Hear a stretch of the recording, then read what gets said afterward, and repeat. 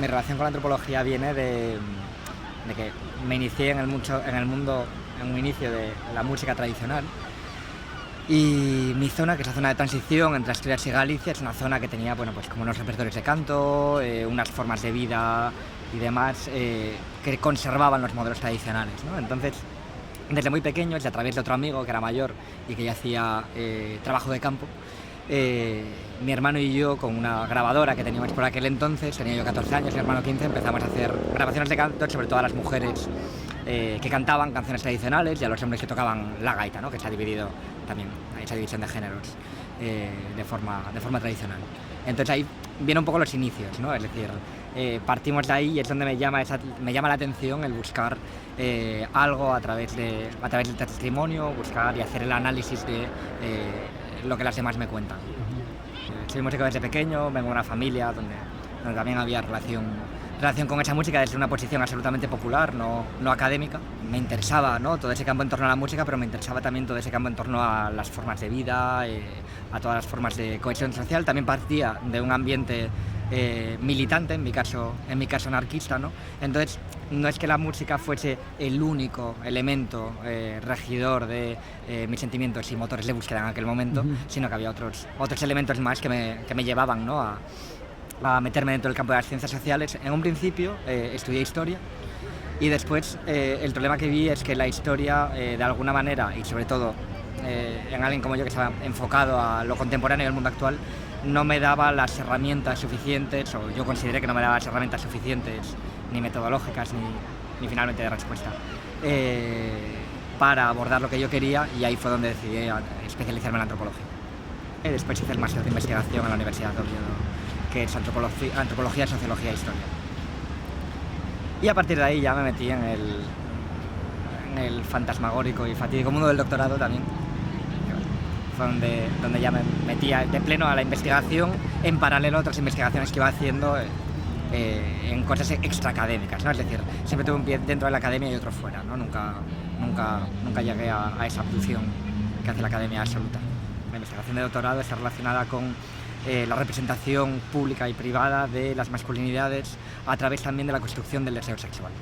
Me interesaba también a la hora de hacer el doctorado no centrarme en esos otros temas que tocaba, sino meterme en otro tema que me atravesase también de forma vertical y poder investigarlo sin que tuviese que tener una relación directa con los demás, ¿no? Que es lo que muchas veces se plantea, ¿no?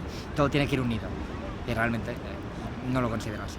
Para mí esa cuestión de la coherencia tiene dos problemas fundamentales, ¿no? Uno, no somos coherentes, es decir, los seres humanos no somos coherentes, ni tenemos que serlo, obviamente, ¿no? Es decir, y vivimos además constantemente en la contradicción y tenemos que militar en esa contradicción, estar orgullosos de esa contradicción.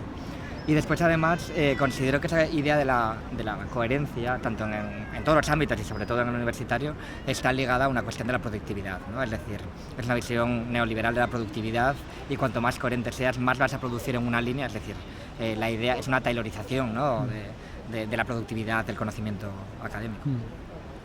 Pues mi trabajo como músico, yo siempre explico que en la música aparezco. De pequeño primero empecé en una escuela de música a la que abandoné muy pronto, iba con mi hermano, esa carrera toda la hice con mi hermano, que tiene un año más, ¿no? Y yo siempre explico que mi inicio en la música viene a través de que mi abuelo era cantante de asturianada, que es un canto tradicional de Asturias muy concreto, ¿no? Y mi tío era DJ de máquina, de hardcore, de techno. Entonces, con 11 años, mi regalo de cumpleaños fue una gaita y un recopilatorio de una discoteca de máquina de Barcelona, de Scorpia. Entonces, a partir de ahí se crea este monstruo, ¿no? Se crea esa monstruización, que es que sí, finalmente, pues bueno, pillando elementos de la música tradicional, que era lo que teníamos directo, a raíz de mi abuelo y a raíz de todo ese ambiente, ¿no? Y después, aprendiendo también pues de todo el mundo de la electrónica y demás, pues fui conformando ese camino que me llevó sobre todo a especializarme en la música experimental, sobre todo en el drone, la música industrial, el ambient y el ruidismo, ¿no? Por un lado, trabajo tocando para gente, es decir, músico de gente, pero cuando creo proyectos personales los creo todos también con una base antropológica, ¿no? Es decir, una base de proceso investigador que lleve a un producto final, ¿no? Que es, por ejemplo, en este congreso de la SAE, lo que estamos un poco haciendo, ¿no? Partir de una investigación y finalizar con una obra, pues ya puede ser una performance audiovisual, ya puede ser un concierto, ya puede ser un disco, lo que sea. El proceso investigador en este caso, bueno, partiendo un poco desde el inicio, cuando Íñigo Sánchez Fuarros tiene la idea de hacer algo alternativo a lo que es un congreso tradicional, ¿no? Y a lo que es una ponencia tradicional dentro de un congreso. Nos propone y nos une a 3 personas. Mariluz Esteban, que era una persona que yo no conocía personalmente, sino que la había citado en mi tesis. A Llorian García, que a Llorian sí que lo conozco desde que somos pequeños. Y es Llorian el que contacta conmigo para que yo haga toda la parte sonora y de creación de lo que es la obra, ¿no? Ellos vienen más de una parte teórica y yo de una parte de la creación, aunque bueno, todas nos mezclamos en todas las partes, ¿no? Entonces, bueno, este proceso creativo comienza en mayo y primero parte de un montón de discusiones vía Zoom. Después ya empezamos a trabajar en persona, ¿no? Primero definimos qué textos queríamos trabajar, cuál era la línea teórica de la obra, cómo la queríamos enfocar, y ahí se nos ocurrió que lo que queríamos hacer era que en lugar de dar una conferencia, que nuestro público somatice lo que se está intentando explicar a través de los diferentes elementos que conforman la obra. La obra anterior a esta que produje, que estoy ahora en pleno proceso de edición, de producción y edición del disco de esa obra, es una obra que me llevó 3 años. Es un proyecto que se llama INCRA, INCRA quiere decir Yunque en gallego, y es un proyecto que empecé junto a otras 2 personas, Xavier Arquicia, que es productor sonoro muy potente a nivel del Estado español, y Iván Pereira, que es un documentalista, director de cine y documentalista gallego. Entonces, bueno, nos pusimos a dialogar, a hacer todos esos trabajos en base a esas grabaciones previas que ya teníamos y a intentar darle forma para ver cuáles eran todas las aristas que podíamos tocar dentro de lo que era el trabajo de las herrerías y esa cuestión del daño, ¿no?